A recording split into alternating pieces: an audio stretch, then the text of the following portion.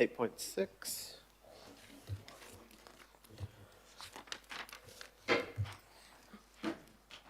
Go to Natasha and Aaron.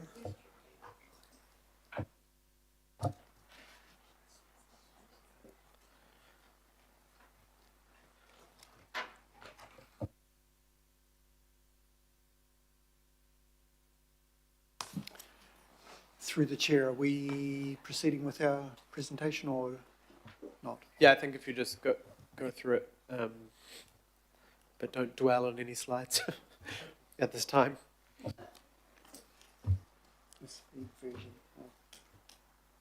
Kia ora koutou, ko Natasha Nadias Tokuingua. I am a policy planner in the Regional North, West and Islands Planning Team. Today we are seeking approval to commence preparation of the next open space and other rezoning matters plan change. We are also here to seek approval to apply for a plan stop exemption for this plan change to the Minister responsible for the resource management reform.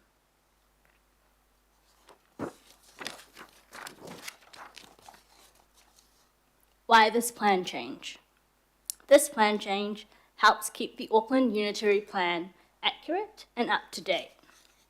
This plan change supports Council's ongoing rezoning program, which aligns zoning with current land use and previously made Council decisions, resolves zoning anomalies and errors across the region to provide greater consistency and certainty for the public. Why now?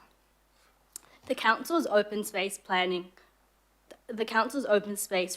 program was paused while PC 78 and 120 progressed. This is because we cannot propose two zones for one site at the same time. As a result, more than 700 sites have been identified to review and rezone if appropriate using a resource management lens, which analyses resource matters stated in the agenda report. The list of sites is subject to change following site visits, Section 32 analysis, and engagement with iwi, local boards, internal council teams, and landowners. Many of these sites no longer reflect current ownership due to vesting of land as a result of subdivision consents, land use activity as a result of resource consents granted. Some contain zoning anomalies and errors like split zoning that need correction. Updating these sites will ensure that the Auckland Unitary Plan remains current, accurate, and efficient. This plan change is Auckland-wide.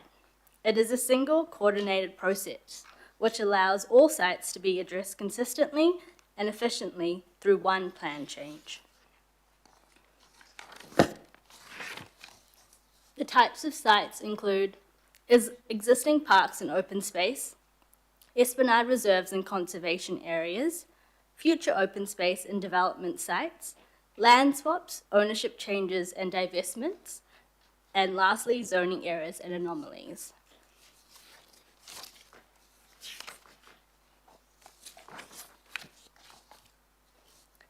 This plan change ensures zoning accurately reflects how land is used and managed. It provides certainty for future land use, supports the delivery of key public facilities like libraries and cemeteries, and maintains the accuracy and integrity of the Auckland Unitary Plan.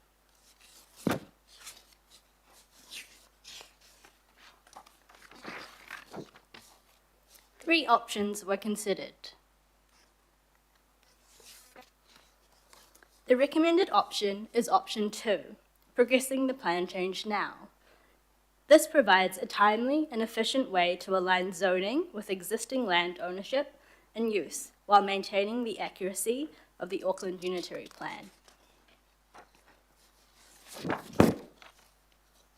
Next steps include: we seek approval for the committee to endorse preparation of this plan change. Next, it's the delegated committee members to approve the exemption application under Section 80V of the RMA.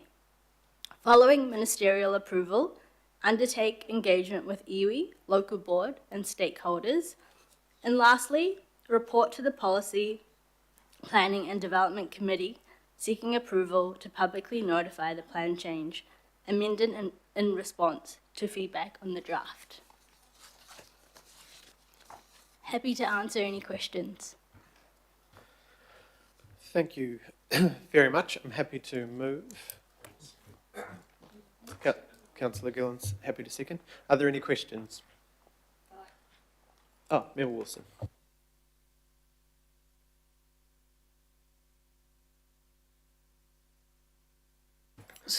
So, I guess I'm going to be asking what I would normally ask anyway.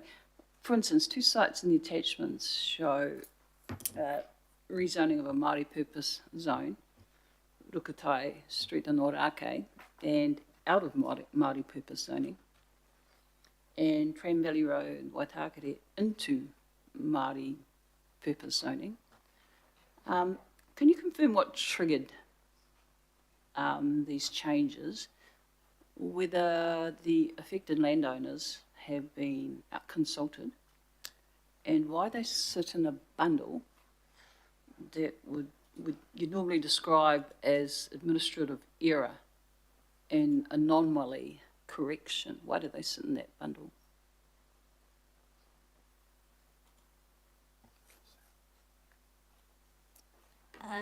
Through the chair, to answer your question, these sites were nominated to us. The one in for 23 to 27 Swanson Road, that was provided to us from the project specialisation team. We were given notice that there may be a Europa on that site, and so we thought that could be special purpose, Maori purpose zone to allow Europa to be a permitted activity, because that a Europa under special purpose cemetery zone doesn't allow for Europa at this stage. So in terms of whether we've consulted with the landowner yet, we first need to receive approval to prepare the plan change and to be provided with approval to apply for a plan stop exemption. Once we've received that approval, we will then engage with those landowners. Currently, those sites are on our list, but it is subject to change following engagement with relevant iwi, stakeholders and local boards. But that's post the exemption, isn't it? So it's already after It's the after. exemption. So the list of sites on the attachment is subject to change. It is evidence to say that we have sites that could be rezoned, but we will be looking at this site with a resource management lens to see if rezoning that site is appropriate. So it's still subject to change, still subject to analysis, still subject to engagement. So that list of sites isn't the final set of sites that we will be taking through to pre-notification. Can you tell me what the timing and the form will be before the Section 32 report is finalised? It's dependent, through the chair, it's dependent on when we receive the exemption from the minister. But in terms of Section 32 analysis, as soon as we receive that approval to commence a plan change, it will start straight away in terms of engagement with iwi, site visits, Section 32 analysis.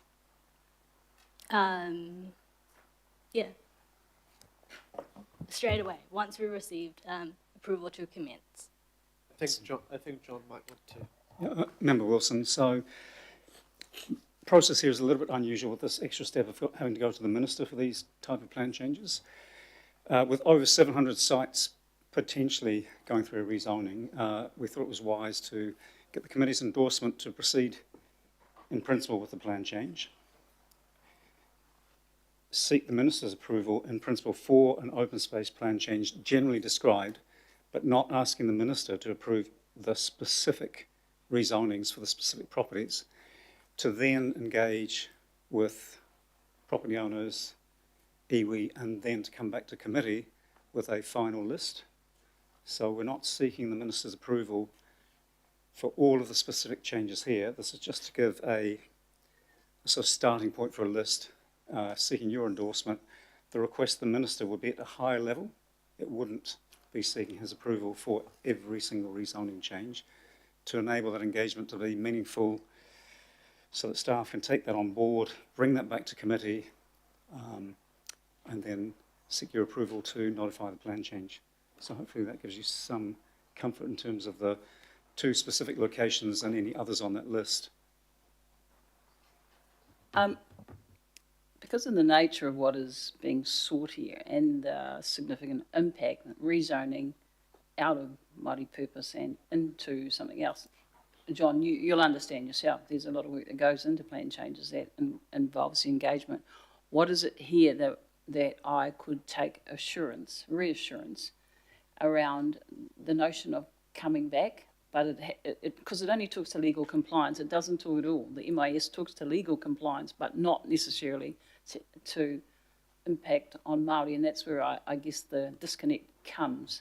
So what's the reassurance? Because if it's going to do good, but you can't tell by way of the report, then it puts you in a not understanding all the facts. What reassurance can you provide with the oversight that you have and the understanding that you have in terms of engagement with mana whenua as it relates to this item on the agenda? Member Wilson, the assurance, I guess, is in the body of the report, where it does discuss that step of engagement with mana whenua. And also the recommendation here is that this plan change is brought back to the committee, that it's not seeking your approval to proceed to notification after the minister agrees. It's to bring this whole plan change in all of its detail back to committee with the results from any engagement before you make that decision. So that's the best we can give at this stage, that there will absolutely be engagement with all relevant parties, all relevant mana whenua entities before we bring anything back to the committee, and we'll advise you of what the response is at that point. So that's probably the best I can give you at this stage. Okay, I'll consider how we would respond in that light, but it makes me feel very nervous that I do not like doing in terms of not a full understanding, but talking to things about rezoning, putting things, bundling, not having the opportunity for ownership to be asked.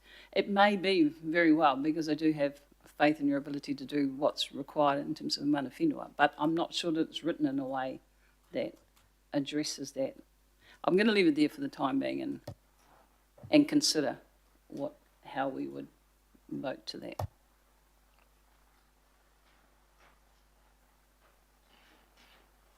Thank you, Member Wilson. Are there any more questions? My question again is to you, Chair. I mean, some of these sites I'm quite familiar with, particularly ones in Franklin, and I've just got a few queries, but I'm very aware it's now 6:15 and we are going, in my own case, I've got an AGM at 7 p.m, we'll go likely through till about 9:30. So just, had you considered having a wider group under the delegations, if there are those other members that might have perhaps some concerns on some of the sites under consideration? Yeah, as far as I understand, the delegation is just to prepare the letter to the minister to basically get permission to start work on this plan change, and then essentially we'll spend the time and money going through the normal processes the plan change would apply. Because of the RMA reforms, the plan stop requirements, we are doing it sort of backwards, because we don't have the permission to do our own plan changes. I get that, but it just sort of... Yeah. I mean, the delegated group, just so I can check, is definitely just to sign off the letter, which won't have all the details in it. Yeah, that's correct. But but will there be an opportunity for Member Wilson, Councillor Fletcher, others to engage with this process more once we know we can actually do the process? Through the chair, yes. This is a new process which the government has applied. Usually we would bring forward a draft plan change, having engaged with iwi and local boards and stakeholders and landowners, etc. The strong advice from the Ministry for the Environment is before we as council, as any other council in the country might do, is to get the exemption before we start the work to avoid taking time and money spent to develop a plan change that the Minister may choose to not exempt from the plan stop provisions. So this is the first step in that, and given the scale of the number of sites, we thought it appropriate to bring it forward to this committee to get approval to apply to the Minister. Yeah, I think that might be the issue, not that it's being missed, but normally our processes are very much front-ended with all the engagement, but there's almost no point in doing that if we cannot proceed. There's some plan changes like our notable trees, helicopters, other things that were 3 years in the making and then we got stopped at that point, but that's because they were already in train before the law changed. Now the law's changed, we've got to get permission first to even start the work. Yeah. And just through the chair, the last plan change that sought to rezone open space and fix anomalies, etc., was Plan Change 96, and that was approved by the Minister. So we are reasonably confident that the Minister will see fit to approve this exemption as well. As long as they do it before they're shut down. Yes, and that's one of the factors in that, is that when Parliament adjourns, we're unclear whether the Minister will continue to approve exemptions. That may happen, but we're sort of keen to get it there as soon as we are able. So this is once again something we opposed through the submission and we lost when the law changed. Is there any other questions? No, I think we are good. Thank you. Oh, sorry. Sorry, just to add, once we do get that exemption, if we get it, we will engage with all relevant interested parties, including local boards, mana whenua, prior to reporting the draft change back to the committee. Yes, so we will consult with everyone before we come back to the committee.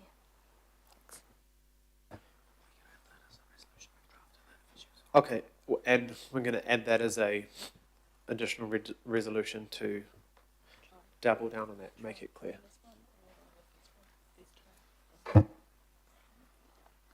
Chair, I get the imperatives, and it's probably a good idea to include an E or whatever you're going to do there.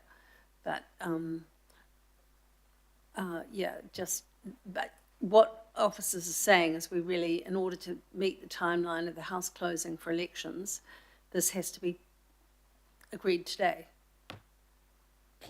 That was my understanding in the pre-agenda, that we don't. There's only one sitting week left, and we don't know if that means the Minister can't also approve these sorts of.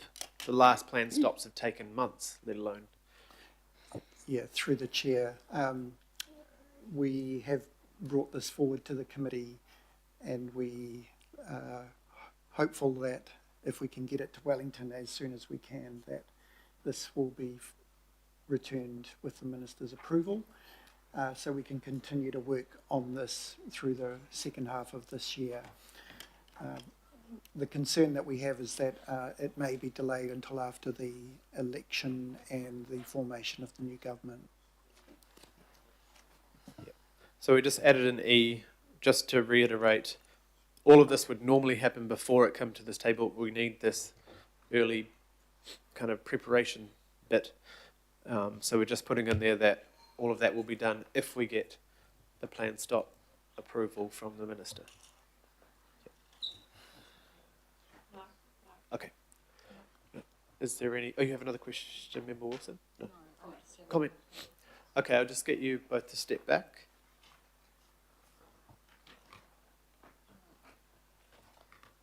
Member Wilson. I am amenable to what Councillor Ferry has already alluded to. I could have, if unhappy with, I could have looked at an amendment. I am using the notion of trust and confidence in the ability in working on this committee and hearing it, because the report, I guess if I was to be honest, didn't indicate, well, I have trust and confidence in yourself, John, and the staff to be able to do what they do. In that situation, if all my pātai have been answered, I wish it would be perfect, but sometimes life is not like that. So I have no other reservations and applaud, but don't necessarily, following process, need that amendment. But thank you, I appreciate very much that you would do that. But I just want the emphasis on trust and confidence. We don't take lightly the notion of opposition when we're working in this manner, nor the fact of abstention. So thank you. Kia ora, Member Wilson, I appreciate that. Any other speakers? Right, all those in favour? Any opposed? Cool, thank you very much. And now we move to, looking at the right piece of paper, private plane change request 8.7. And I've added a chair's recommendation, so I'll move